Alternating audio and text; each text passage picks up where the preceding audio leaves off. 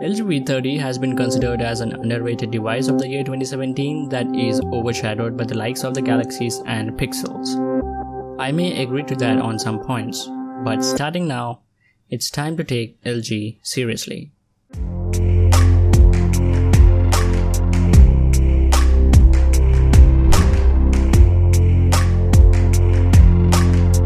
The V30 entirely changed my mind towards LG flagships, in a good way. It's a device made up of super premium feeling glass both back and front with slight curves on the back that provides comfy feel when holding it.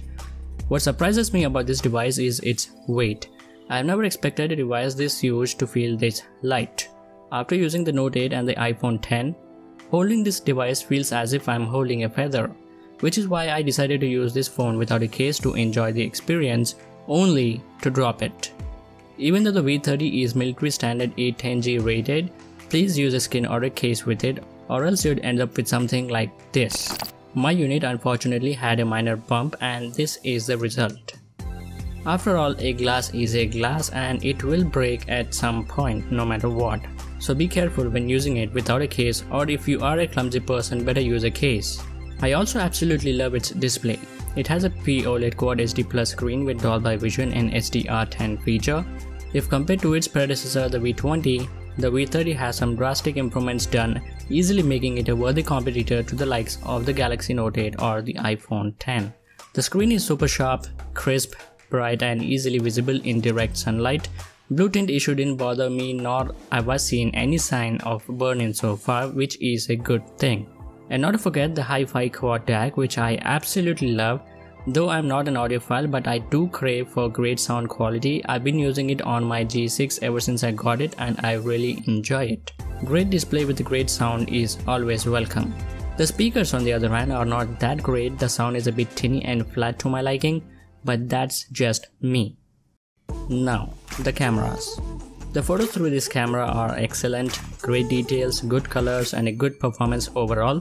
The f1.6 aperture definitely makes a difference, and if you are aware of the basic camera settings, you can take some jaw-dropping photos using this manual mode. And to spice things up, LG provides built-in LUTs called Graphy for photos and some built-in filters for videos as well. Talking of which takes me to the Cine mode. Here the camera shoots in flat, maintaining all the details in the highlights and the shadows of your footage, giving you more control over the colors in post-production. Also, the point and zoom feature makes the footage look more cinematic with those slow zoom ins and outs. The wide-angle lens makes it more convenient to take photos where you may be in tight situations and want everything to be covered. I personally would use the wide-angle lens rather than the telephoto lens, but that's a personal preference. I do have the iPhone X with me and I've barely used the telephoto lens. Performance-wise, I've never had any complaints with the phone so far. It was always quick and responsive and fluid as on day one. It should, after all it's powered by a great hardware.